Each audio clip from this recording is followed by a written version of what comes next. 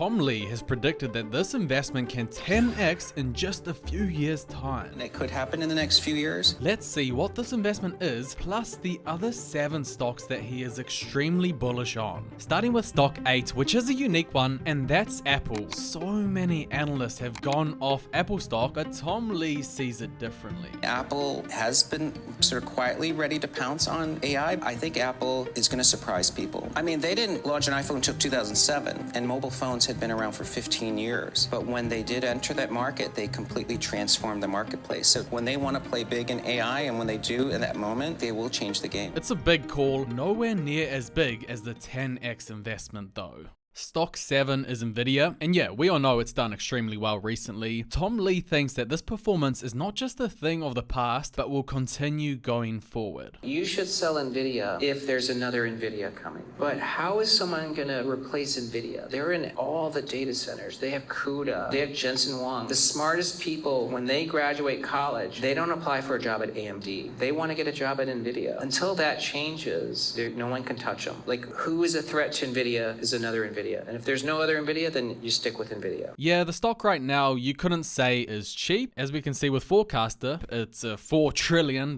company selling at a 56 PE ratio. So to justify that price, yeah, they have grown fundamentals like mad. So I can see why the market loves the stock.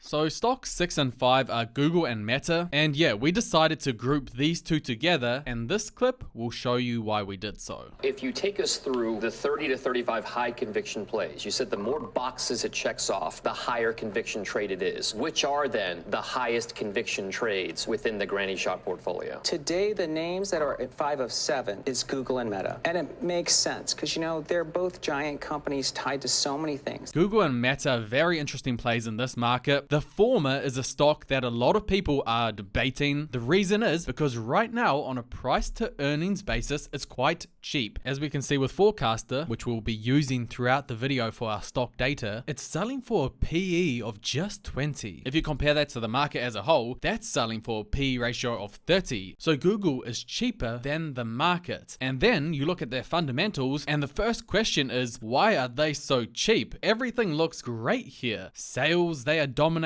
7 years ago, they were 110 billion. Now they are 350 billion, 3x. And then income went from 12 billion to 100 billion. So you would think that every man and his dog will want to own this stock. Well, a key reason why they are selling for a lower multiple is because they have competitors at the door who want to take away their business. I'm talking ChatGPT, where many people have switched to using instead of Google-related queries. I personally am one of those. Of course, they haven't penetrated into Google's core business yet. Google are still basically printing money through search, but let's see what happens in the future. So, why is Tom Lee bullish on these two stocks? Google and Meta. They're both giant companies tied to so many things. They're tied to millennials. They're tied to AI. They really are tied to cybersecurity in their own way. And they're very leveraged to things like monetary policy and also the business cycle. Meta, like Google, is a cash generating machine. 4x in sales and a 4x in profit across 7 years tells you exactly what you need to know about the stock. They own Facebook, they own Instagram, WhatsApp, the failed metaverse segment. Obviously that was disappointing, but the core of their business, which is social media, they absolutely dominate this field, and this will not be going away anytime soon.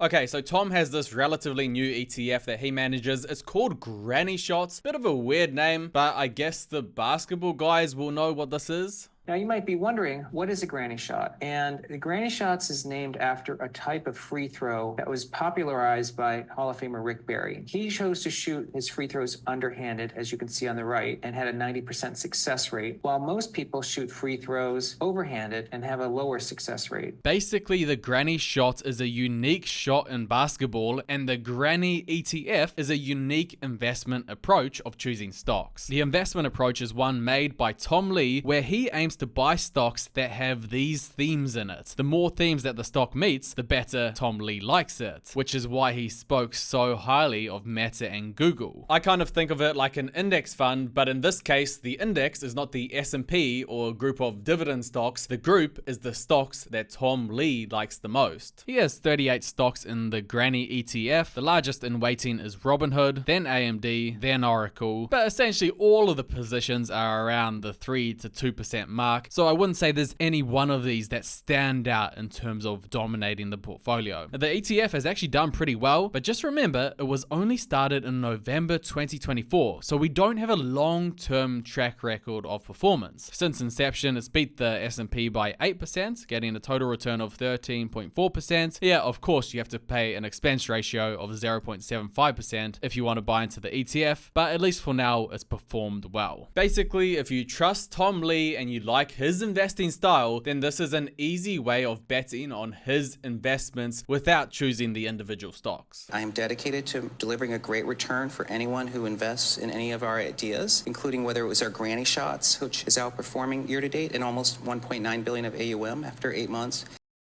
Okay, this next investment is nowhere near my area of expertise. It's not a stock, but it is an asset type. I'll show you the price chart and see if you can guess what it is. So in 2020, it was $350. Then it went on this big run in a year to $4,700. After that, it proceeded to crash to $1,000, and only now is it starting to recover to its all-time highs. Tom Lee, can you please explain what this investment is and why you like it so much? Ethereum is really the way to play stablecoins because the majority of stablecoins are created on Ethereum. It's over 30% of its network fees. And if Scott Bessent's right in it, he says now it's close to a $4 trillion market. That's exponential growth for Ethereum. If you value it similar to Circle, it's more between 10 and 20,000. Circle is a stablecoin, and they just went public 10 days ago at $31. It's now $242. CRCL. Circle is a stablecoin. It's the second largest. Stablecoins are being pushed by the United States government. Here's the thing. Circle runs on Ethereum. Stablecoins run on Ethereum. So as stablecoins explode, Ethereum is the backbone for stablecoins. So I think Ethereum is going to make a big comeback as well. So this stablecoin crypto game is a whole new world to me. Bitcoin is the only real one I understand, but let me try explain how stablecoins and Ethereum work. A stablecoin is a type of cryptocurrency that is designed to always stay around the same price, usually $1. Unlike Bitcoin or Ethereum, which go up and down all the time, stablecoins are meant to be stable, as per the name, and they are backed by real assets, usually dollars. They say that stablecoins are the glue of the crypto economy. They let people trade, save, and send money globally without the wild price swings. Now, you got one example of a stablecoin is USDC/Circle, where every coin is backed by one real dollar. Therefore, it generally gives investors the same stability as the US dollar. The reason this is related to Ethereum is because most stablecoins are issued and transacted on the Ethereum blockchain. This means that every time someone moves a stablecoin, Ethereum collects a sneaky transaction fee. As Tom Lee said, 30% of ETH's network fees now come from stablecoins. So ETH right now is priced at $3,800. 30% of that is around $1,000, rounded down. So $1,000 of this worth is technically because of stablecoins. Scott Benson's estimate is that the stablecoin market could soon reach $4 trillion. To put that into perspective, stablecoins today are only around 160 to 200 billion. So 4 trillion is a 20x increase. If we put a 20x increase on the $1,000 that we calculated earlier, it would give ETH a price of $20,000. And that's a simplified version of how Tom Lee gets his Ethereum valuation. So 20k, that would mean ETH goes up by about 6 times the price it is today. Don't get me wrong, it's certainly quite a bullish prediction, and there's a lot of assumptions in this calculation. And you know what they say, to assume is to make an ass out of you and me. Stablecoins to $4 trillion,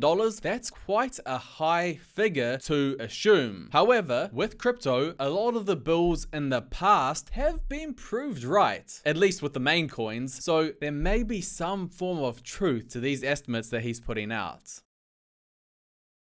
Tesla is a stock that has kind of gone nowhere, at least in terms of price, for the past 4 years. It was $400 in 2021, and right now it's sitting at that $325 mark. A big reason why it has struggled is because we've seen the sales start to mature a little bit in the past 2 to 3 years. It's plateaued as opposed to growed like it had in the past. Innovative stocks like Tesla, investors don't like low growth. Also, they had a poor year in 2024 where profit halved from 15 billion to 7 billion. So the website that I use for stocks is called Forecaster. It really helps simplify financial data in a well-designed and easy to understand website. If you want to use it, you can click the link in the video's description, and thank you Forecaster for sponsoring this video. One thing that I really like about the website is they incorporate AI to make analyzing stocks easier. Look at this. If you click on Forecaster's AI agent, you can straight away understand how the stock's business works. Obviously, with Tesla, the 3 key parts to its business currently are the cars, the batteries, and the solar panels. But you have to also think about the future prospects of any stock that you analyze. Forecaster's AI agent sums up the future prospects of any stock you want. With Tesla, they have been expanding their Gigafactory, they've been rolling out their Cybertrucks, and what I think is the biggest is their full self-driving system, which if/when it works, will be a game changer with recurring revenues throughout the entire globe. So these are just 2 quick examples of the many features that Forecaster's AI agent gives us, and we'll go over more of these in future videos to show you how they help us investors. Now, obviously there's a few reasons why sales and profit aren't doing as well as they had in the past. One, of course, is that EV competition has heated up. BYD is now a big player, maybe not in the USA, but globally they are very strong. Then you've got the likes of Ford, General Motors, Volkswagen, and other older car brands. They've really upped their EV game as well. And we all know that the tariffs haven't been great for Tesla, with costs having increased. And yeah, the tax man benefits, but the companies and the consumers don't. Other people are saying that Elon has been distracted and has put his efforts into other endeavors away from Tesla. That doesn't necessarily help the company as well. So we have a few reasons why Tesla has been struggling, but Tom Lee thinks that these are nothing compared to the benefits that are to come with owning the stock. If we look at the risk reward of Tesla, what is your assessment of the stock? Tesla is one of the most important stocks in the market, not only because of what Tesla does. Remember, Tesla is making electric cars, and they have a huge advantage. I mean, they completely changed the automotive industry, not just because they made batteries better. It's also because they have expertise in manufacturing. Now, manufacturing for cars is one of the hardest things to do because of the supply chain. So if they can dominate manufacturing of autos, Tesla will dominate whatever industry requires manufacturing in the future. Like, for instance, if they decide to make smartphones, I would assume they could actually be one of the most efficient producers of that. They have a huge lead in AI now because of Twitter and their XAI. And with full self-driving, it is strengthening the capabilities of their artificial intelligence. They might even integrate Grok into that. And now they have Optimus Prime and robots, and they are by a country mile leading in the US in terms of robots. Tesla is linked to Starlink and to space and to Neuralink and to the Boring Company, all the things that Elon Musk is doing. I think Tesla, as long as Elon Musk is involved, is one of the most important companies. This is kind of a fair call. Tesla's quirky genius, as long as they have him, I think they have a decent chance to succeed and be one of the largest companies in the world, maybe the largest in the future. We know that the world is going to change a lot over the next 10 years. AI, robotics, space, those who are at the forefront of innovation will benefit, and Tesla could certainly be one of those companies. Okay, the investment that he thinks has the potential to 10x in price in a few years' time, he didn't give the exact date, it's Bitcoin. Let's see his forecast. So I think digital gold means Bitcoin should be worth over $1 million per Bitcoin, and it could happen in the next few years, but maybe pricing 25% of that, especially with Genius Act that makes sense. I think the easiest way to think of Bitcoin is that it should have the same network value as gold. And gold, if it's a $23-30 trillion asset, that means Bitcoin should be at least $1 million, $1.5 million per Bitcoin. So if Bitcoin reaches $1 million, it will mean an 8x increase from its current price. If it reaches $1.5 million, that would be a 12.5x increase in current price. So because he said $1 million, $1.5 million, let's just get the average of that number and say a 10x is his forecast. So a lot of people might think that's an insane thing to say, which I don't blame you. However, if you said 5 years ago that Bitcoin would 10x, that would have been a crazy forecast too. And yet that's exactly what Bitcoin has done. It's up 900% in 5 years. 900% is a 10x increase. So why does Lee think that over the next few years, we might see a similar thing? Now, I think Bitcoin is, if you're buying Bitcoin today, it's still early. I don't think it's too late. So if you have zero exposure to Bitcoin and you feel like you missed it, 95% of investors have zero Bitcoin exposure. So you're still way ahead if you're buying Bitcoin today. If you look at Bitcoin wallets, comparing it to the internet, we're back to 1996 levels. Internet went exponential from 1996. So it's still the earliest days. I think Bitcoin is very useful because in the future, we're not going to be able to trust anything because cybersecurity, there's nothing secure anymore. I mean, even someone takes our voice, translates into Korean using my voice, you'll never know what's true anymore. So you need to be able to trust a system. The blockchain, the Bitcoin blockchain is the most trusted blockchain. And that's why the United States wants to have 1 million Bitcoin. US companies are buying Bitcoin. Banks will soon carry Bitcoin as collateral. So there is a lot of use cases with Bitcoin. Even though people say it's useless, having a trustworthy place to store your money without the value getting eroded into has always been a wide need for humanity. Essentially, gold serves a similar purpose, but gold has a market cap of $22 trillion. Bitcoin has a market cap of $2.3 trillion. So if Bitcoin were to be worth the same as gold, it would 10x in price, and that's essentially Tom Lee's argument. Now, some people may say that Bitcoin's actually better than gold because it's easier to store, easier to move, and more secure. In this case, we could see an even bigger price. However, the other argument is gold has been used for storing value for over 5,000 years. Bitcoin has been around for the better part of 15 years, so the people who adopt this argument would say that the lower market cap is justified. Just want to say thank you to Forecaster for sponsoring this video. You can click the link in the description or the pinned comment if you want to get 10% off this great stock market website.